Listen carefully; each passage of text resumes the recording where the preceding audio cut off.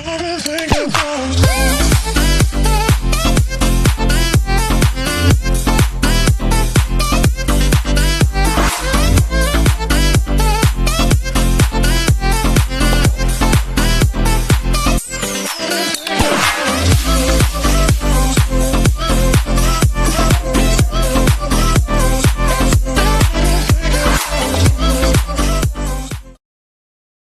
hi guys! Magluluto tayo ngayon guys ng beef lasagna. So guys, meron tayo ditong celery, carrots, and onion. Dito naman merong pancetta, minced beef, meron tayong cheese mozzarella, at saka cheddar cheese, meron din tayong parmesan cheese, bay leaves, cubes, beef cubes, at saka meron tayo dito chopped tomatoes, at rosemary leaves, lasagna sheets, ayan. Meron tayo dito cooking wine, red wine cooking, cooking red wine pala, tapos olive oil, panggisa natin guys. Dito naman guys, kabila, meron ako dito yung ginagawang white sauce. Ang nilagay ko dyan guys ay 1 little milk, at saka dust of nutmeg, butter, and 3 tablespoons of flour. Ayan guys, nilagay ko yung white sauce, bechamel sauce. Ayan guys, so dito guys, tayo mag-i-start na magluto. So dito guys, ay nilalagay ko yung pancetta mo. Ay. Ayan po.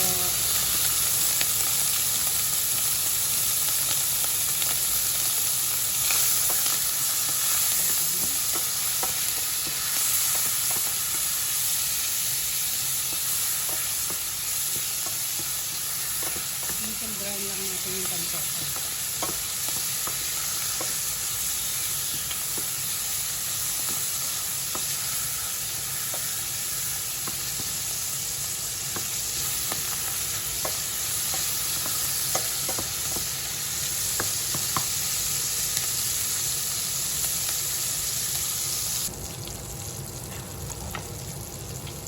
Sunod na natin yung sibuyas.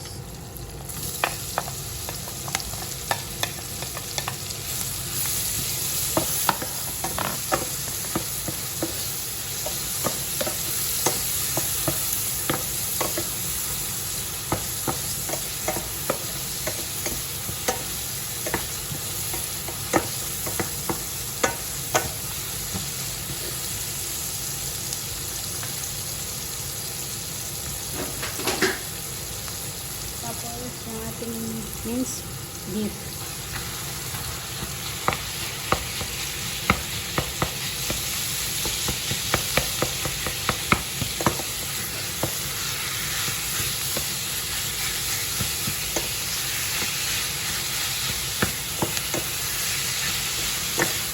Ayan, haluin lang natin.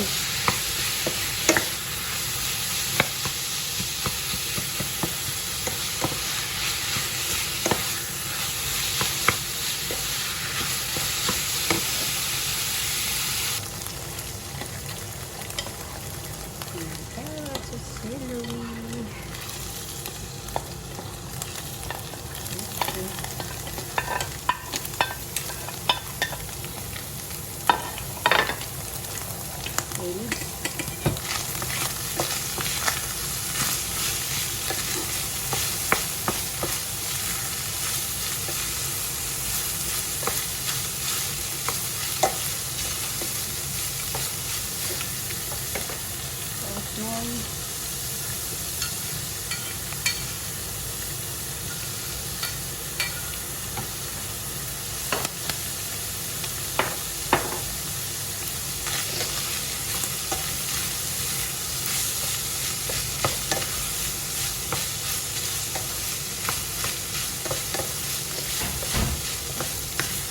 Isa lang natin ito guys.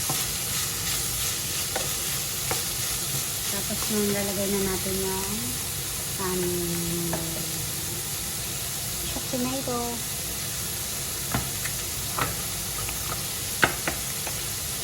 Ayan.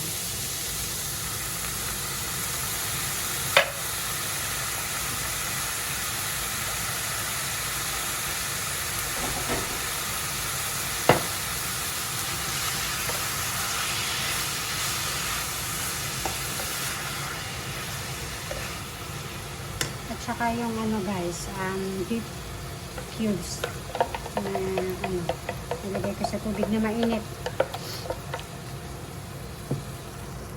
Yan. Tapos, lagyan din natin siya ng wine. Mga 100 grams lang. Ay, 100 ml pala. Hindi 100 grams. 100 ml. Yes. Tapos, hayaan lang natin siya guys. Simmer natin siya ng mga 1 hour. Low fire lang guys, ha?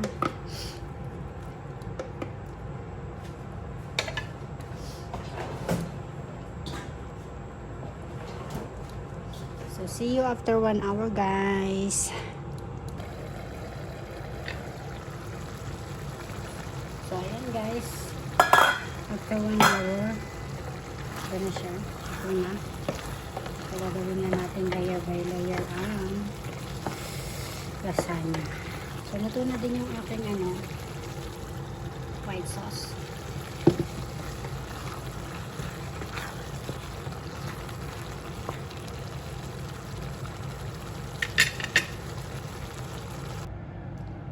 Nilagyan na natin ang first layer.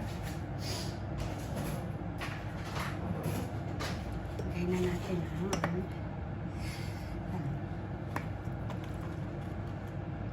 yes. Masarap to guys, promise. Siguro mga pang-4 na beses ko na itong niluto. Hira ko itong niluluto guys kasi hindi naman masyadong yung mga alaga ko dito, yung ko lang na lalaki at babae.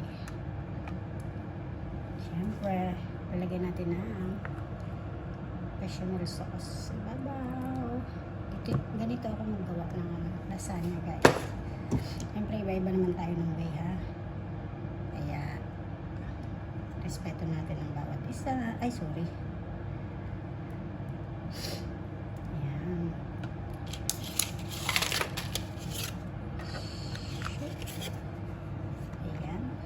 Meron ako dito hinati. Tapos lagay din sa kilid. Ganun at ganun lang din ulit ang procedure guys. Ulit-ulitin lang natin yung procedure ng layer ng lasagna. 3 layer lang siguro to guys. Okay na to kasi 4 person lang naman kakain.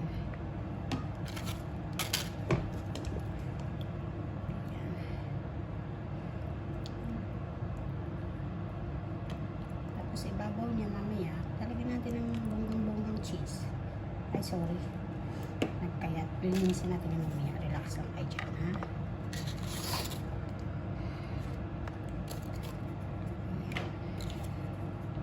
Relax lang kayo dyan, mga kapatid. So, ubusin na natin siya kasi na to. Huling layer na to, guys.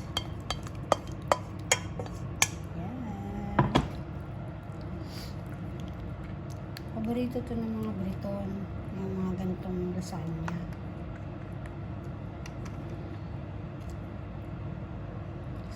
Usin na rin natin yung white soy sauce. Ay, white soy sauce, diba? Bechamel sauce niya. Yan. Para mas lalong sarap. Yan. Inubos ko na guys. Para bongga yung lasa niya. Diba? Para pupunta dun sa ilalim. Pak. Yan guys, tingnan niya. Tapos, kasi nga tayo ay nagkayat, lilinisin natin ha. Ano tayo masabihan ng Ayan. Tapos, guys, lalagyan natin ng mozzarella cheese. I-oven natin siya ng 2 hours. more cheese, mas masarap. Ayan. Diba? Oh, sorry. Naglag. Tapos, meron din ako dito guys na i-added na cheddar cheese. Mas masarap to guys, yung cheddar cheese, promise. Tapos, meron pa yan guys. Wait nyo lang ha. May parmesan cheese pa. Lagay tayo sa cheese eh. Yan. Gustong gusto to ng mga Briton. Yung ganitong pagkain.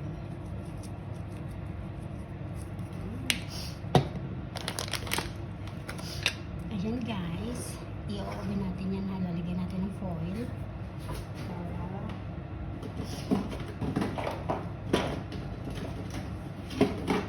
I-oven natin. Pakinggan natin ha. I-oven natin guys. Ayan guys. Naka 180 degrees ang oven natin. So, i-oven muna natin siya ng 1 hour and 45 minutes or 2 hours. So, we'll see after 2 hours lasagna. So, ayan guys. Tapos na po ang ating lasagna. Tanan! Yummy! O, diba guys? Tapos na. So, thank you for watching everyone. God bless guys. See you on my next vlog. Bye!